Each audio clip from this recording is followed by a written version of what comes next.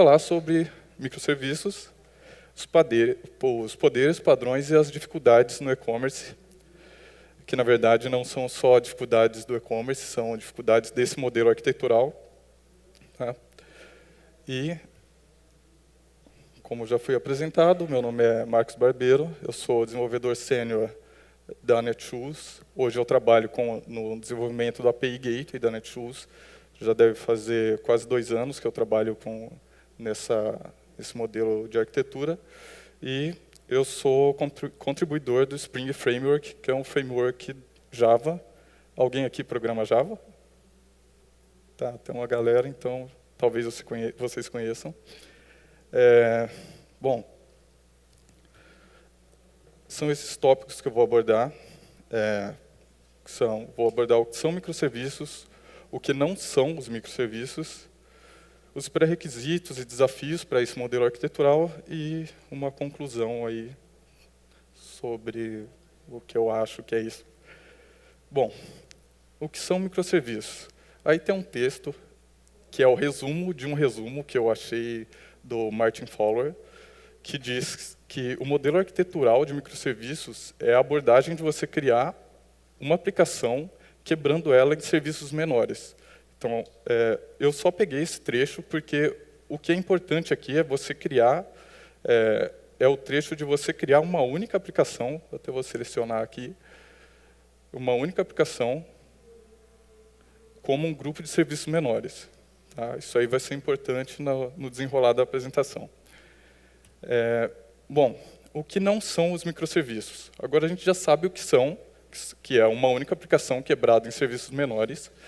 Então, o que não são os microserviços? Muita gente acha que a abordagem de você separar em serviços, criar vários serviços, você está criando uma arquitetura de microserviços, mas não é verdade.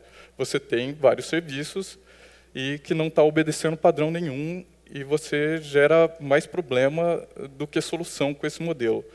E para microserviços existem alguns padrões.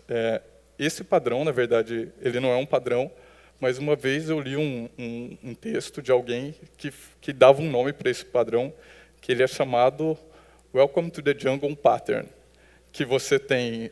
na verdade, eu escrevi errado ali, não era Mobile UI, era Mobile Client e Desktop Client, que você tem alguns clients que vão consumir diversos serviços. Então, vai virar uma bagunça esse negócio, porque cada um vai ter seu endereço lógico e físico, e cada cliente vai ter que conhecer o endereço de todos os serviços. E isso acaba gerando um problema muito grande. E a gente pode piorar essa situação, porque dentro de cada cliente a gente pode ter diversas UIs. Então, aqui imagina um desktop client, ou um mobile client, ou um browser, qualquer coisa, que tenha vários UIs, e essas UIs cada UI vai conversar com diversos serviços. Então, isso vai ser cada vez mais problemático. Legal. Bom, os pré-requisitos e alguns desafios, eu listei juntos aqui, porque alguns pré-requisitos acabam se tornando também desafios desse modelo.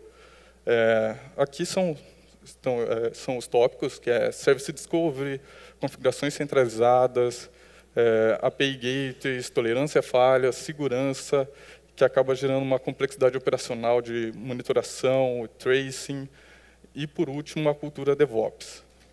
Antes de seguir, tem um slide que eu esqueci de colocar aqui, que fala sobre números. Na Netshoes, hoje a gente optou por fazer microserviços usando a stack da Netflix, que eles têm uma stack open source para desenvolvimento de microserviços, e essa stack, acabei escolhendo ela como base para o nosso API Gateway, porque é uma stack que tem alguns números relevantes. A Netflix, hoje, ela tem... hoje não, né? A minha última pesquisa foi em fevereiro desse ano. Ela tinha mais de 700 microserviços, 1.200.000 servidores espalhados pelo mundo, recebia por dia 2 bilhões de requisição. Então, se traduzir por e-commerce, 2 bilhões de requisição, no nosso pior cenário, que seria Black Friday, eu acho que a gente não chega a esse valor. Pelo menos, por enquanto, não. Eu espero que todo mundo chegue aí um dia. Então, eu acabei escolhendo a Netflix e Spring Framework. Não foi porque eu sou um contribuidor, foi porque eles têm um wrapper que faz o bind, tira a complexidade do stack da Netflix com o stack da própria Spring. E tem a open source, a comunidade é bem ativa, não é perfeito, mas você pode contribuir também. Então, essa foi a motivação. Bom, Service Discovery, o que ele é?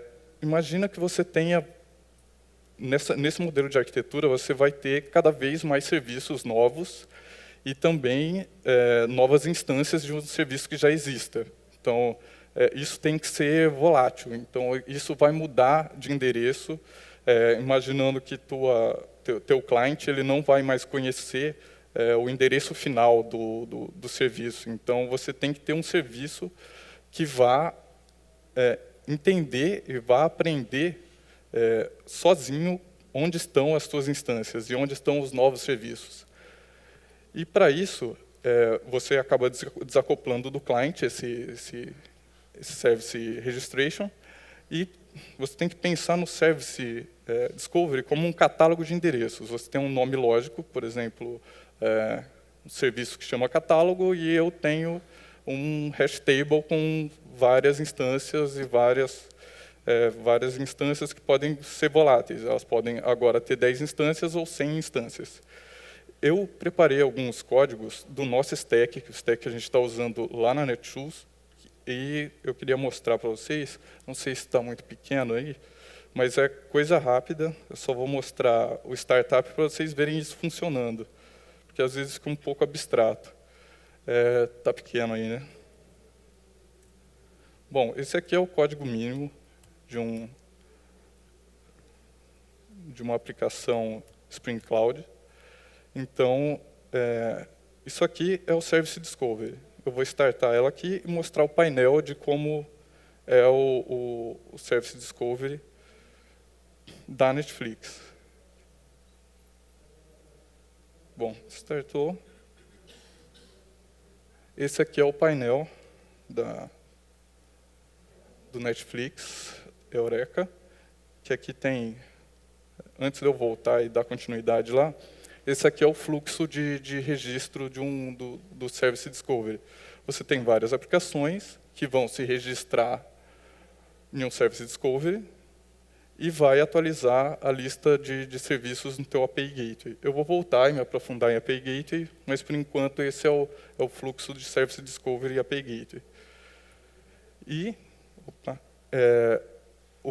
algumas ferramentas que dá para fazer isso é o Netflix Eureka, que é isso que eu vou mostrar para vocês, o Apache Zookeeper e o HashiCorp Consul.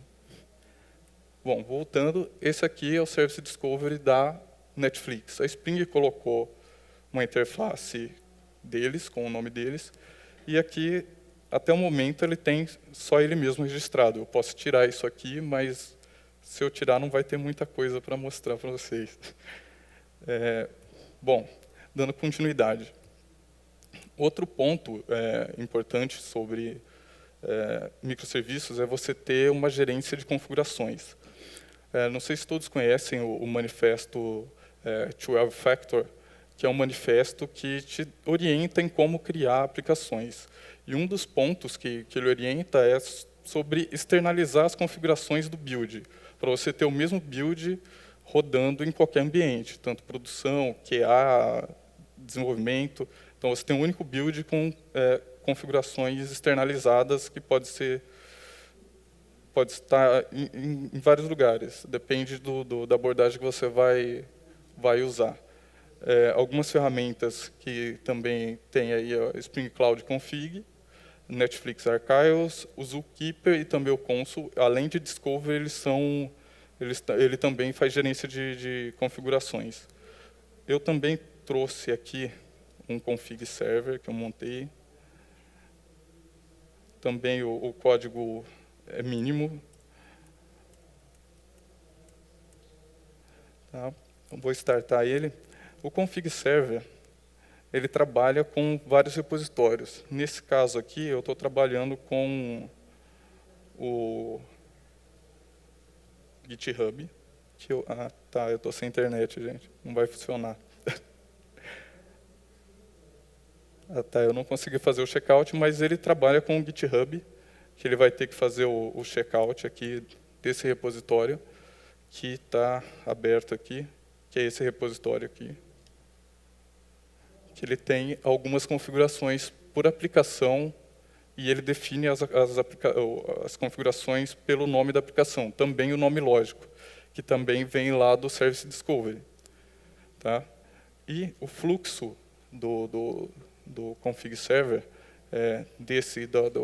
da Spring, que eles chamam de config server, config cloud bus, você tem um repositório Git, pode ser SVN, tem outras abordagens, pode ser um file system.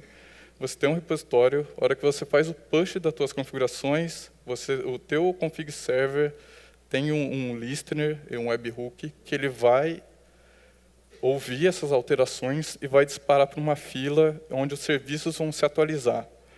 Então, se eu conseguir startar aqui, e a internet funcionar, eu vou mostrar para vocês como funciona até o final, em algum momento. Acho que agora funcionou, ou não, funcionou. Bom, startou, eu também estou usando aqui o Eureka. Bom, não era esse que eu ia startar, por isso que funcionou. Tá. Vamos ver se funciona.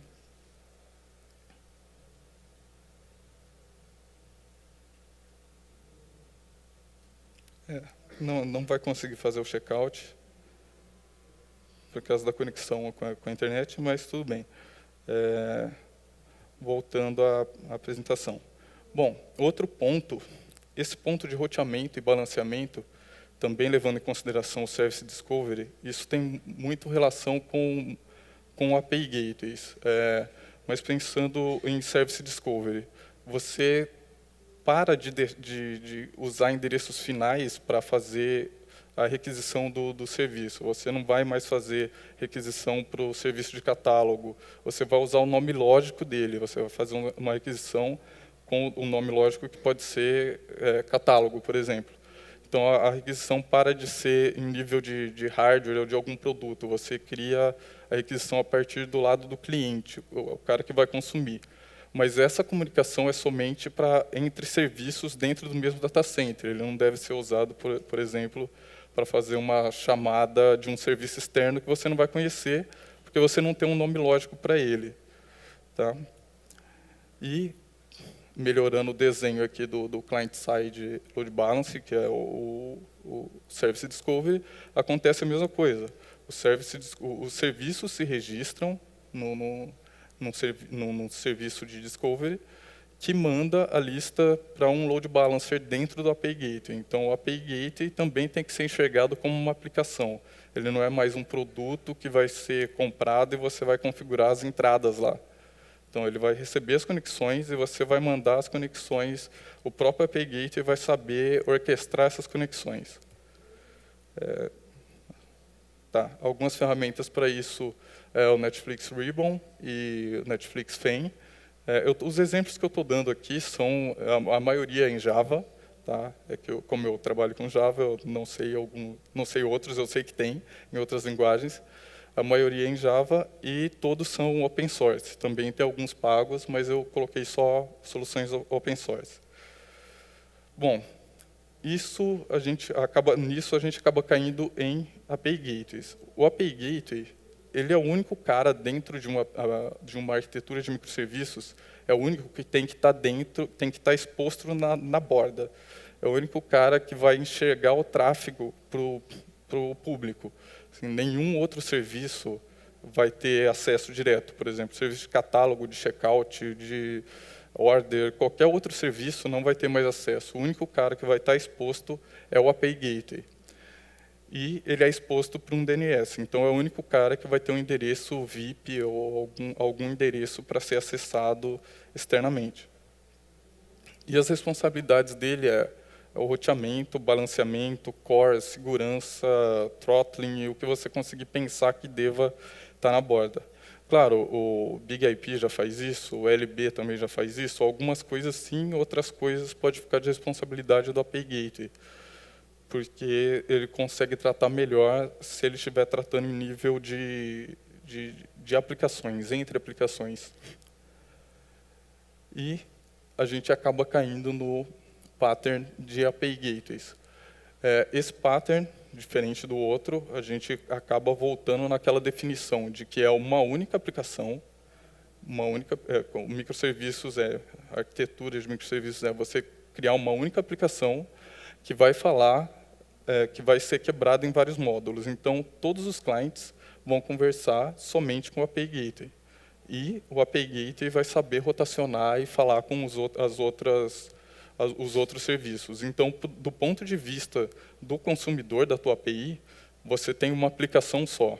Você deixa de ter aquela bagunça de uma UI falando com 5 serviços e outra UI falando com 3 serviços. Você vai ter cada um em um endereço diferente. Você vai ter um único endereço e cada serviço vai estar dentro do seu contexto. Bom, para isso, eu não coloquei aqui, mas eu criei também, esse deve funcionar, é o API Gateway da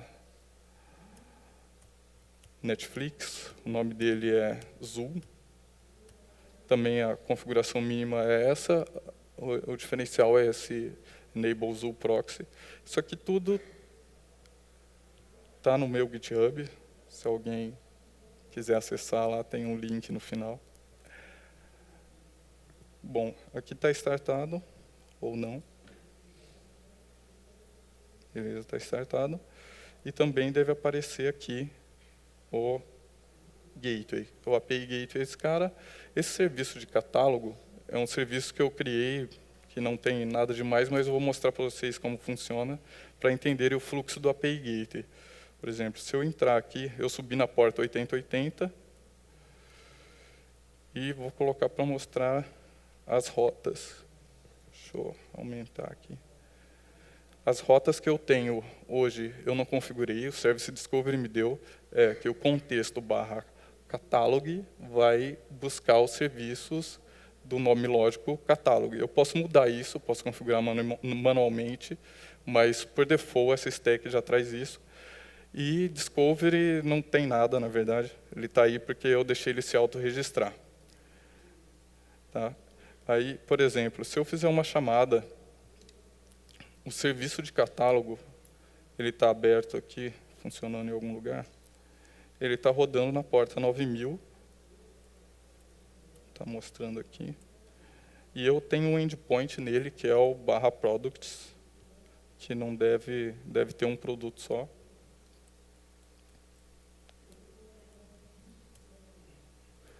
Tá, apareceu aí. Tem esse cara. Então, eu estou batendo diretamente no serviço. Esse é o problema que a gente tem. Então, se eu criar vários serviços, eu vou ter que cada um bater no seu endereço. No meu caso, muda a porta porque eu estou rodando tudo na minha máquina.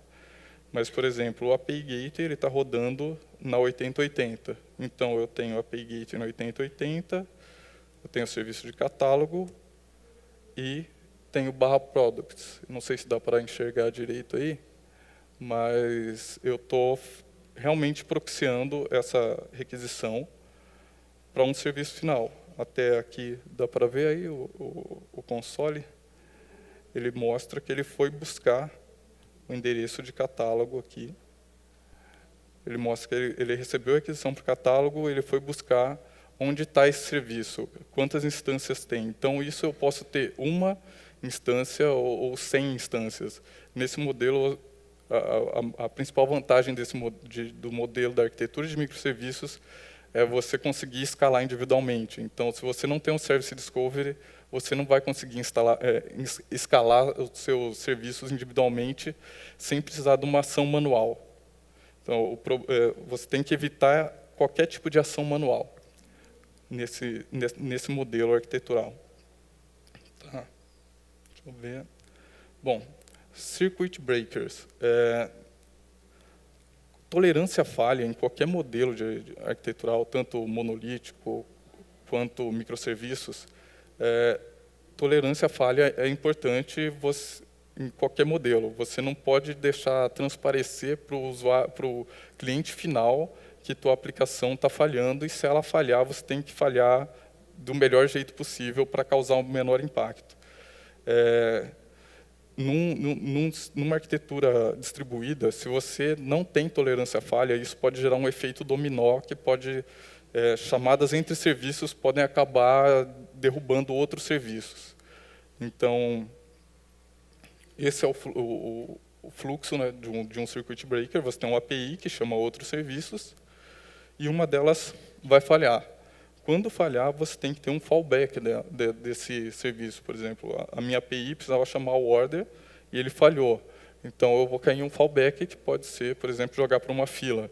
Se fosse uma busca, eu poderia retornar alguma coisa significativa para o usuário baseado em histórico de busca, ou cookies, ou qualquer coisa que não seja uma exception para o usuário final. Para circuit breakers, eu também montei um exemplo bem pequeno, só criei um serviço que lança uma exceção. Tá aqui, dá para enxergar, um runtime exception. Esse serviço só faz isso, ele não faz mais nada. Mas o fallback dele é retornar it works. Tá? Então, se eu fizer uma chamada para o serviço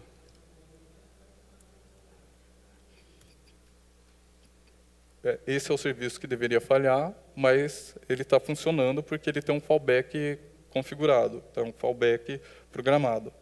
E nessa arquitetura, se não tiver desse jeito, você pode gerar um efeito dominó que pode ocasionar, levar a uma queda da tua arquitetura como um todo.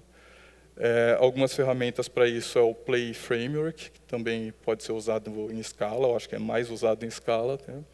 E o Netflix Hystrix. Esse exemplo que eu mostrei é usando o Hystrix, que é um framework para fazer programação reativa, para você para ele ter fallbacks e fazer o circuit breaker.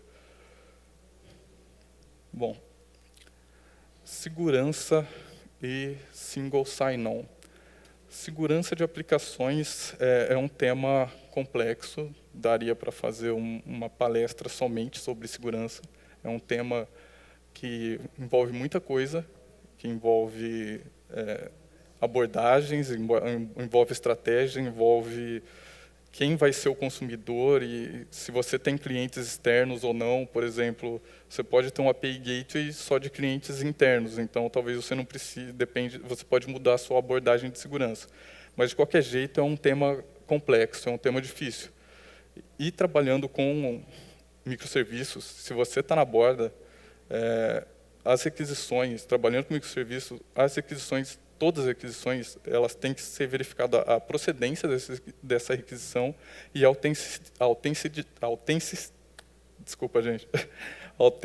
autenticidade, agora saiu. Bom, verificar isso. Por quê? Porque você pode estar tomando um ataque. E para evitar esse ataque, você tem que ter o single sign-on. Por quê? Toda requisição tem que vir de um ponto único de entrada. Então, você não vai poder mais ter, por exemplo, o serviço de catálogo sendo acessado diretamente pelo cliente mobile e o resto, todos os outros clientes acessam pelo API Gateway. Porque você não vai conseguir ter um ponto único de entrada e vai perder algumas coisas como Service Discovery, balanceamento do lado do cliente, alguns benefícios.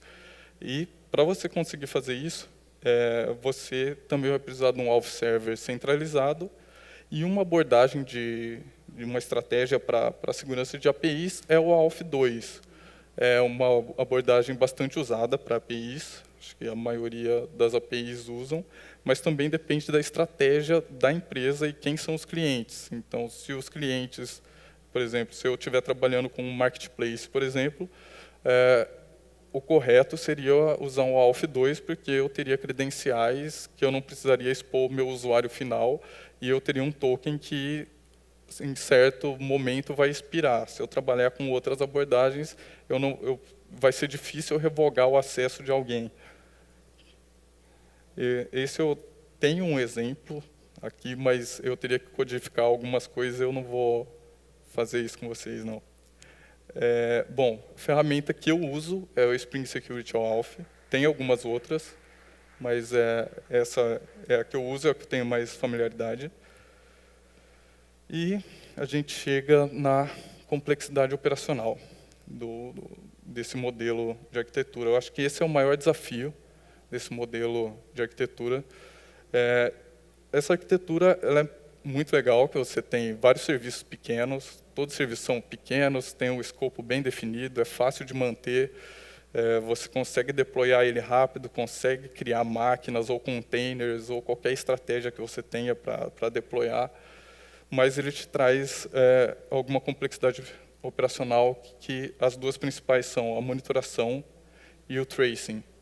A monitoração, e uma das definições também de Martin Fowler, é que todo microserviço tem que nascer com o mínimo de monitoração, com o básico. Então, isso leva a gente para pensar em cultura DevOps. O DevOps ele não é um cara de infra sentado do teu lado o tempo todo e cria máquinas e trabalha o tempo todo disponível para você. A cultura DevOps vai além disso. É o desenvolvedor pensar em operação. Se você está criando alguma coisa que é difícil para você deployar, então você está ferindo alguns dos pré-requisitos para esse tipo de arquitetura. Então, hoje tem alguns frameworks para isso, para fazer esse nível de monitoração básico, e o desenvolvedor tem que pensar nisso, no momento que ele está desenvolvendo a aplicação. Alguns frameworks que eu coloquei aqui, tem alguns outros, e também tem outras ferramentas que são pagas, o Spring Boot Actuator, Drop Wizard, ELK, Graylog, StatsD, Graphite. Todos esses caras, eles te dão algumas coisas para você fazer monitoria. No caso do stack do Spring, você já ganha de presente o Spring Boot Actuator. Também o Drop Wizard, eu acho que você consegue configurar fácil lá. Todos são fáceis de configurar, mas você já ganha. Por exemplo, se eu bater no serviço de catálogo aqui, colocar a porta 9000, que é a porta que eu subi, eu ganho alguns endpoints, que ele me dá algumas métricas. Pô, a memória da máquina, a memória livre, os processadores, tem várias métricas que são saudáveis para fazer a monitoria de uma aplicação. Inclusive, eu acho que os failovers ele coloca aqui, que tem tanto aqui, não sei, tem tanta coisa aqui. Por exemplo, aqui, ele teve um failover na hora que eu fiz a requisição, né? Então ele mostra também o número de requisições, ele te dá algumas coisas prontas para a monitoria. Tá? E o tracing de requisições. Pensando num sistema monolítico, é fácil você saber de onde veio uma requisição e onde ela está falhando. Você não precisa fazer a correlação das requisições, porque você tem um ponto único. Ele entrou, está lá, e em alguma classe falhou aquela requisição. Agora, pensando num ambiente distribuído, um ambiente que você tem N serviços, você tem, no caso da Netflix, você tem 700 serviços rodando, por exemplo. Onde está a correlação? Como eu faço a correlação entre os requests para saber onde está falhando, onde está degradando minha aplicação? Porque lembrando que microserviços é uma única aplicação sendo feita de modo distribuído, sendo feita em vários serviços. Então, isso é uma parte importante, e tem alguns frameworks para facilitar nessa tarefa. E aqui eu coloquei algumas, que tem o Spring Cloud Sleuth, o Apache HTrace e o Zipkin, da Twitter. O Zipkin ele tem duas versões, tem uma versão que é fechada e tem o OpenZipkin. ele serve para fazer o trace visual das suas requisições. Então, você consegue fazer a correlação e analisar comportamento, tanto o tempo de resposta, o tempo que demora entre cada requisição, e se alguma coisa está falhando. Então, visualmente, você consegue ver onde está o problema da sua aplicação. Bom, voltando ao que eu já tinha falado, para tudo isso funcionar, o mais importante, apesar de estar por último, é a cultura DevOps. Se a empresa não tem a cultura DevOps, isso é bem complicado. Não é só colocar um cara de infra 100% dedicado no projeto. O desenvolvedor está pensando em operação. Porque se eu desenvolver uma aplicação, não adianta ligar para o cara que criou uma instância para mim no data center. Então, ele vai ligar, ele pode fazer verificações operacionais, ver se a máquina não estourou a memória, ou qualquer coisa assim, se a máquina não deu shutdown. Mas eu como desenvolvedor, tenho que pensar na operação para ser fácil para a operação manter isso e subir novas instâncias e debugar um problema. Bom, a conclusão de tudo isso é que microserviços não é um tema fácil, não é uma arquitetura fácil de se manter, não é uma coisa fácil de se criar. Você tem vários requisitos, como eu falei, muita gente cria vários serviços e acha que está criando microserviços, mas não é isso. Você está criando mais problema do que solução. Você tem, claro, não vai resolver todos os problemas, eu acho que nenhum modelo arquitetural consegue resolver esses problemas, mas o que acontece é que você consegue resolver muitos problemas de um jeito mais fácil. Até coloquei essa frase no final aí, no meio da tela, que é uma frase do Dr. Deming, que é um estatístico norte-americano, que ele fala que a mudança não é necessária. Não é necessário mudar, porque a sobrevivência não é obrigatória. O que ele quer dizer com isso é que você não é obrigado a fazer isso. Se está servindo para você, como monolítico, vai servir, mas hoje a mudança é a chave da sobrevivência. Isso desde a evolução toda do ser humano. Então, vocês não precisam fazer isso, mas esse é o jeito que está sendo feito agora. E se para conseguir fazer direito, vocês precisam seguir esses pré-requisitos. Tá? E perguntas?